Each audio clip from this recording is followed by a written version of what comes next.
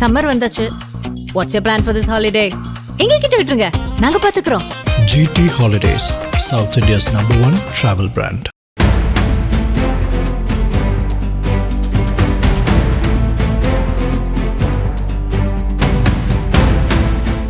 பல்வேறு எதிர்பார்ப்புகளுக்கு மத்தியில் தமிழ்நாட்டில் உள்ள மொத்தம் 234 சட்டமன்ற தொகுதிகளிலும் ஒரே கட்டமாக ஏப்ரல் 23 அன்று சட்டமன்ற தேர்தல் நடைபெறவுள்ளது.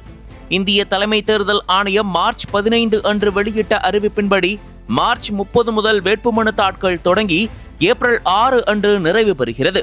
ஏப்ரல் 23 அன்று பதிவாகும் வாக்குகள் மே 4 அன்று எண்ணப்பட்டு அதே நாளில் முடிவுகள் அறிவிக்கப்படும்.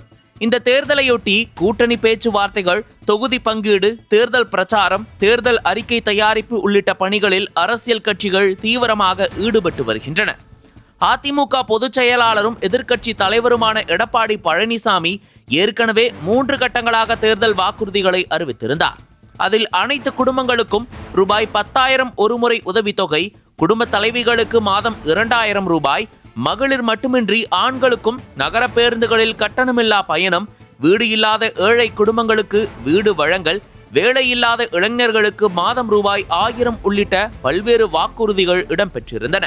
இந்த நிலையில் அதிமுகவின் இறுதிக்கட்ட தேர்தல் அறிக்கையை எடப்பாடி பழனிசாமி மார்ச் 24 அன்று வெளியிட்டார். அதன் பிறகு செய்தியாளர்களை சந்தித்து பேசிய அவர், தமிழ்நாடு முழுவதும் சென்று அனைத்து தரப்பு மக்களையும் சந்தித்து அவர்களின் கோரிக்கைகளை கேட்டறிந்து இந்த தேர்தல் அறிக்கை தயாரிக்கப்பட்டுள்ளது. மதசார்பின்மை, மனிதநேயம், ஏழை எளியோர் மேம்பாடு, சமூக நீதி, சமத்துவம், சிறுபான்மையினர் பாதுகாப்பு, வேளாண்மை மற்றும் அதன் சார்ந்த துறைகளின் வளர்ச்சி, தொழில்துறை, சிறு குறு தொழிலாளர்களுக்கு முக்கியத்துவம், படித்த இளைஞர்களுக்கு வேலைவாய்ப்பு உருவாக்கம் உள்ளிட்ட அடிப்படைகளில் இந்த அறிக்கை உருவாக்கப்பட்டுள்ளது என்று தெரிவித்தார்.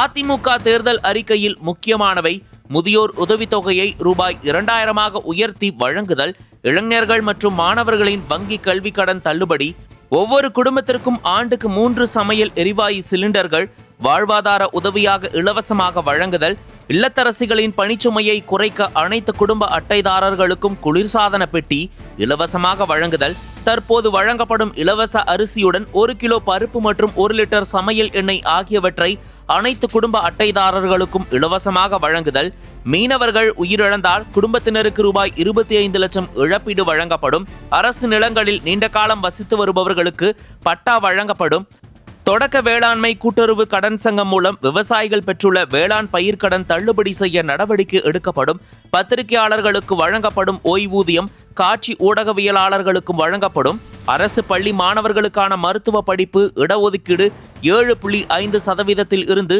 10% உயர்த்தி வழங்கப்படும், முதியோர் உதவித்தொகை 2,000 உயர்த்தி வழங்கப்படும், ஆண்டுதோறும் தீபாவளி பண்டிகைக்கு குடும்ப அட்டை வைத்துள்ள அனைத்து பெண்களுக்கும் விலையில்லா சேலையும் ஆண்களுக்கு வேட்டியும் வழங்கப்படும் உள்ளிட்ட 297 வாக்குறுதிகளை அதிமுக கொடுத்துள்ளது. தேர்தல் நெருங்கி வரும் நிலையில் அரசியல் கட்சிகள் தங்களது வாக்குறுதிகளை அடுக்கி வருகின்றன. தற்போது அதிமுக அறிவித்துள்ள நிலையில் திமுக அதன் தேர்தல் அறிக்கையில் பட்டை தீட்டி வருகிறது. அனல் பறக்கும் செய்திகளை அப்டேட் செய்து கொள்ள நக்கீரன் களத்தை இப்பவே சப்ஸ்கிரைப் பண்ணுங்க.